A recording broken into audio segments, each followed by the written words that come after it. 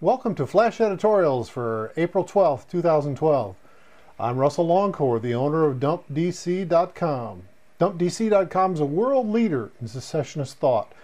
We show the world how secession is the only solution for individual rights, personal liberty, and property rights here on the North American continent. Okay, let's dive into the news like Secret Service agents dive into orgies. That brings me to my first story. The Nation, Part 1. 12 Secret Service agents and 10 military personnel went to Colombia on an advanced security detail before the president attended a meeting in Cartagena last week. They stuck to the old adage, wheels up, rings off. When they got there, they rounded up at least 20 hookers and did what men do with hookers. The next morning, one of the agents tried to stiff, yes, I know, his paramour, and she called the cops. Now, I don't know what the big furor is here. Men of too much power and too little morals regularly step out of line. And military personnel, please. Ever been to the area just outside a military base? There's more titty bars, porn shops, and massage parlors per square mile than anywhere else. I'm just thinking that they were good consumers trying to get a volume discount. It's laughable that anyone in America cares about this while this president is taking America into the gulag as fast as he can. Perspective, folks. Perspective. The Nation Part 2. This week, the Virginia legislature overwhelmingly passed a bill that nullifies the National Defense Authorization Act. The governor has promised to sign the bill. Now, do you remember where Virginia is? It shares a common border with Washington, D.C. This is a small glimmer of hope that the states haven't completely caved in to D.C.'s plans for America. But signing a bill doesn't mean shit. Let's see what Virginia law enforcement does when some federal goon tries to enforce the NDAA on a Virginia citizen. I hope the Virginia law allows for clapping a Fed in irons and throwing him in jail, if he didn't get shot first. The Nation Part 3. George Zimmerman had a good week. One judge recused herself from the case, and in Friday's hearing, another judge granted him bail at $150,000, of which he only has to post 10% to be free from the Gray Bar Hotel. In a news clip, I saw Zim's lawyer questioning one of the detectives in the case. He asked him if the police had any evidence who started the fight that ended in Martin's death. The answer from the cop? No. The attorney was trying to make the case that a charge of second-degree murder was a politically motivated charge, not a factual charge. Looks like Zim's lawyer won. Naturally, the family of Martin was not happy. International, Part 1. Now, India successfully launched a missile on Thursday that can carry a nuclear warhead up to 5,000 kilometers. Why isn't Washington having a hissy fit? Iran doesn't have anywhere close to this technology in rockets or in nuclear weapons. And India is buying oil from Iran with gold and rupees. The answer? Because India has a billion people and they're not scared of DC. Answer number 2, India also has lots of gold and it's one of the BRIC nations, BRIC, Brazil, Russia, India, China. That's why it's called BRIC. India doesn't need America except to pay for technical support and customer service. International Part 2 in Bahrain. You know where Bahrain is, over in the Middle East. The government and protesters are having constant violent clashes, and a lot of blood is being spilled on both sides. The Formula One Grand Prix event is supposed to be held there this coming Sunday, but race officials are talking about canceling the event. That'll show them. Nothing worse than a spin out when a tire runs through a puddle of blood. In business news, I saw a video Friday that was put on by Gerald Celente, the founder of the Trends Research Institute. He was talking about how the rich and powerful can steal billions in fraudulent scams and go scot-free, yet if you and I steal a pack of gum from the 7-Eleven, we'll be face down on the pavement with a cop's knee on our neck. And he's right. When banks and investment houses can play fast and loose with your money and mine, it's not yours and mine. The only money you can count on is the money that you can physically hold and can touch. Celente has liquidated all of his paper investments and is 100% invested in gold and silver. In fact, Celente had made a purchase of gold on a future delivery contract through MF Global, and when that company went bankrupt because of John Corzine's criminal activities, there went Celente's gold purchase. He said he's recovered about 60% of his money, but the rest is gone. And this video by Celente that I saw only backs up what I've been telling you now for months. And I've been doing it in the form of a question. The question is, how much of your savings and investments should you keep in stocks, bonds, and mutual funds? Answer, only that amount you are willing to completely lose. Folks, everything that you have that's dollar-based is based in debt. Dollars are debt instruments. That's why they call them Federal Reserve notes. They are dollars. They are debt instruments. Everything that's keyed to the dollar and a debt instrument is paper, and paper can go up like paper in a fire. It can be gone literally in seconds.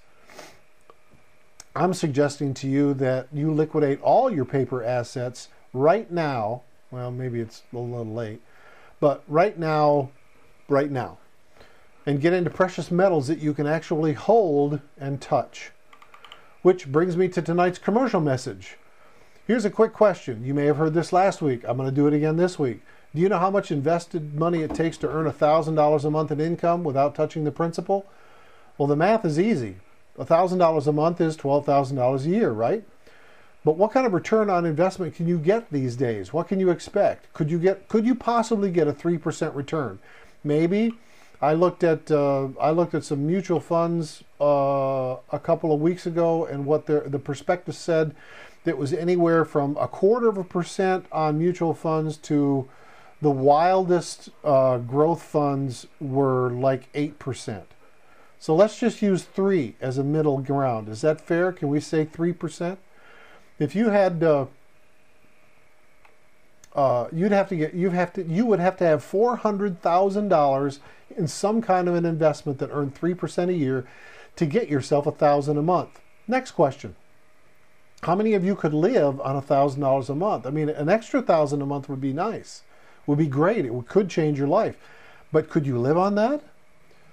Well, most of us need $3,000 or $4,000, $4,000, $8,000 a month to live, don't we?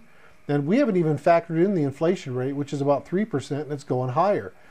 Now, do you have the 1.2 million or 1.6 million or even $3.2 million in investments after taxes that it would take to make that kind of money? No, you don't. I'm sure you don't. Young families that I know don't have that kind of money, and only a few six-figure earners that I know even have that kind of money.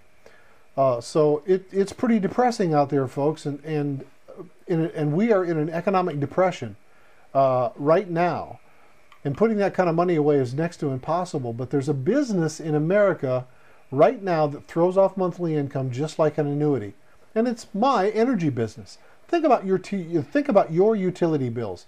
You pay your energy bills every month, and every month your energy provider earns a little profit on your payment.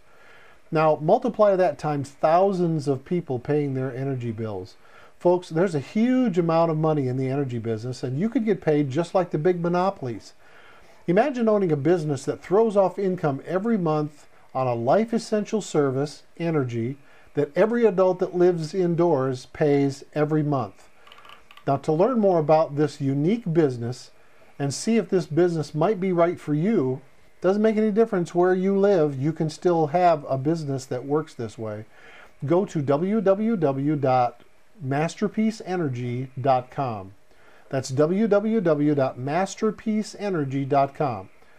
Look on the left-hand side, and click on the little graphic you see there that's called Defining Moments, and learn about a truly recession-proof business. In the economy, the number of actual new unemployment claims under state programs, unadjusted, totaled 367,550 in the week ending April 14th. a decrease of 22,916 from the previous week. Yet, the Labor Department reported 386,000 new jobless claims this week. I don't know how, I know that many of you just skip over this heading when you're reading it because this heading is always the same, but it shows how breathtakingly stupid the Labor Department is. And think a little deeper, friends. Labor is only one federal department or bureaucracy. You've seen how the GSA acts when no one's looking. They go to Las Vegas and blow a bunch of money and they think it's okay. And the Secret Service imbroglio we talked about earlier is merely the tip of the iceberg. All of the bureaucracies are wildly wasteful, and they know that Americans won't do anything about it. In sports, oops! At a team event, the parent of one of the University of Alabama's football players was holding the $30,000 Waterford Crystal football-shaped trophy for the national championship when he caught his shoe on a rug. He dropped the trophy, which shattered on the floor. Team officials are looking for a way to replace the trophy. Excuse me? That's easy. The parent likely has homeowners insurance, don't you think? Which provides liability insurance as part of it. File a claim with his insurer and call Waterford. I'll bet you they still remember how to make that trophy. They make one every year. Done. And finally, in entertainment news. I have to put my sad face on now.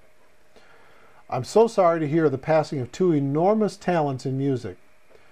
Levon Helm was the founder of the legendary rock band, The Band, and he died Thursday after a long battle with cancer. A gentle man, a superb musician, and a gentleman. He was still performing until just recently. I saw him in a movie called The Sniper or something like that, where he played an old guy who lived in a cabin. It was a wonderful portrayal. He did a terrific job, and this is a recent movie. Find it if you can. He does just a great job. And Dick Clark died this week from a heart attack. Clark founded American Bandstand, the teen music show that started all the other rock and roll music shows. I remember in the early 60s when I was a teenager that Bandstand came on about noon every Saturday, and I'm pretty sure it was live. Everybody I knew tried to be home for the show on Saturdays if your parents would let you watch it. Sometimes my parents didn't let me watch it because I lived in a Baptist home and they thought rock was of the devil. So I had to go to somebody else's house and watch American Bandstand sometimes. Now you might not also know that that Clark also created and produced the American Music Awards. That show has been fantastically successful for decades. It's kicked off a lot of acts. It gets a lot of attention, and it makes a ton of money in advertising because there are so many eyes looking at the show. Both men made enormous contributions to American music, and they will be sorely missed. Well, that's it. That's it for tonight. Dump DC, 6 letters that can change history. Thanks so much for coming and seeing us tonight. Good night to you and good luck. This is Russell Longcore. Copyright to me. Permission to reprint in whole or in part is gladly granted, providing full credit is given. See ya.